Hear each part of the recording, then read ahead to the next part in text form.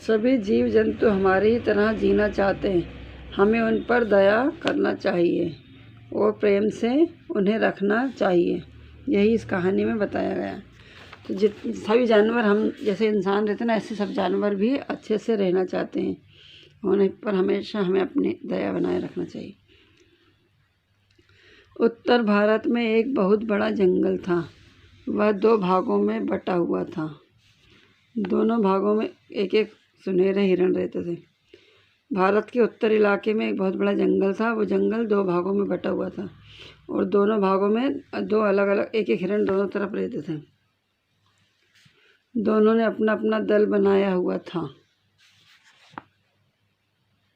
दाईं ओर रहने वाले हिरण का नाम बट्टू और बाईं ओर रहने वाले हिरण का नाम सुखू था। जो दोनों इलाकों में भागों में हिरण रहते थे ना, तो दोनों हिरण के अपने अपने दल थे। तो दाईं ओर जो रहते थे वो हिरण का नाम था बट्टू और बाईं ओर जो रहता था उसका नाम था सुखू। एक बार काशी नरेश भद्रसेन उस जंगल में आखेट के लिए आए हुए थे। आखेट मतलब शिकार। तो एक बार क्या हुआ, काशी के राजा भद्रसेन उस जंगल में शिकार करने के लिए आए थे। उनके साथ आए सैनिक नहीं चाहते थे कि सुनहरे हिरण का शिकार किया जाए। तो राजा के साथ जो सैनिक आए थे वो नहीं चाहते थे कि हिरण का शिकार किया जाए। जंगल में वे राजा को इधर उधर दौड़ाते रहे। तो जो शिकारी थे वो राजा को जंगल में इधर उधर दौड़ाते रहे।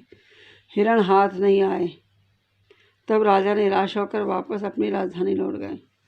राजा इधर दौड़ते गए लेकिन हिरण उनके हाथ नहीं आया। तब राजा दुखी हो गए, हार कर मतलब वापस अपनी राजधानी को लौट गए। सैनिकों ने एक व्याघ्र की सहायता से उन दोनों हिरणों को पकड़वा लिया और उन्हें राजा के बाग में रखवा दिया।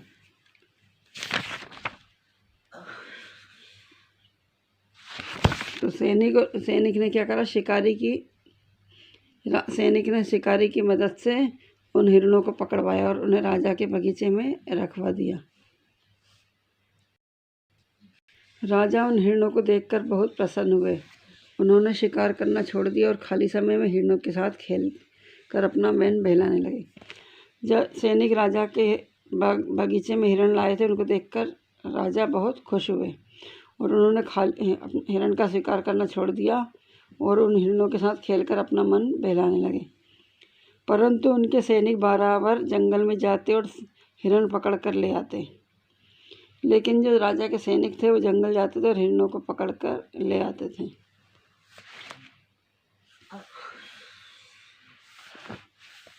एक बार वे सैनिक एक गर्भिणी हिरणी को पकड़ कर ले आए।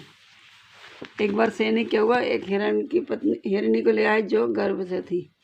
हिरणी ने राजा से कहा, राजन ये मैं गर्भिणी हूँ, आप मुझे मारिए मत। जब मैं अपने बच्चे को जन्म दे दूंगी तब आप भले ही मुझे मार कर खा लीजिएगा। तो हिरणी ने अपने राजा से कहा, राजा मुझे मारिए मत, मैं गर्भिणी हूँ, मेरे अंदर गर्भ पल रहा है। जब मैं अपने बच्चे को जन्म दे दूंगी आप उसके बाद मुझे मार कर खा लेना। बट्टू और सुखू नाम के सुनहरे हिरणों की आंखों से आंसू टपकने लगे। तो जो राजा के बगीचे में बट्टू और सुखू हिरण थे, उनकी आंखों से आंसू टपकने लगे हिरणी की बात सुनकर। राजा ने उन्हें रोते देखा तो पूछा, तुम दोनों इसे देखकर क्यों रो रहे हो? तो राजा ने बट्टू और सुखू को देखा कि दोनों रो रहे हैं, तो उन्होंने पूछा, तुम इस हिरणी को देखकर क्यों रो रहे हो? इस पर बट्टू बोला, राजन यह हिरणी मेरी पत्नी है और सुखू की यह बहन है। तो बट्टू बोला, राजा यह मेरी पत्नी है हिरणी और सुखू की यह बहन है। यदि यह मर गई तो मेरा बच्चा अनाथ हो जाएगा और सुखू अपनी बहन के न रहने पर तो पागल ही हो जाएगा। उन्होंने कहा, मेरा बच्चा अनाथ हो जाएगा, इसकी माँ मर जाएगी तो, और सुखू अपनी बहन के न रहने पर पागल हो जाएगा। राजा को बट्टू की बात सुनकर दया आ गई। राजा ने जब बट्टू की बात सुनी तो उनको दया आ गई। उसने उस गर्भिणी हिरणी को वहीं अपने उपवन में रख लिया और सैनिकों को आदेश दिया कि आज के बाद कोई भी जंगल में आखेट करने नहीं जाएगा। राजा ने अपने बगीचे में गर्भिणी हिरणी को रख लिया और अपने सैनिकों को आदेश दिया कि आज के बाद कोई भी शिकार करने जंगल नहीं जाएगा। सभी जीवों की हिंसा पर उसने रोक लगा दी। जो जीवों को मारते थे उसके ऊपर राजा ने रोक लगा दी। उसके बाद दोनों सुनहरे हिरण और वह गर्भिणी हिरणी राजा के उपवन में सुखपूर्वक रहने लगे। उसके बाद से दोनों हिरण और वह हिरणी राजा के बगीचे में अच्छे से रहने लगे। समय आने पर हिरणी ने एक सुंदर सुनहरे हिरण को जन्म दिया। राजा उस बच्चे को देखकर बहुत प्रसन्न हुए। तो हिरणी ने फिर अपने गर्भ से एक हिरण को जन्म दिया, सुनहरे हिरण को। तो उस हिरण को देखकर राजा बहुत प्रसन्न हुए। तो इसलिए हमेशा अपने जानवरों पे हमें दया करना चाहिए, उनके साथ प्रेम का व्यवहार करना चाहिए। इस पाठ को आप एक बार और दोहरा लीजिएगा। Thank you, have a good day.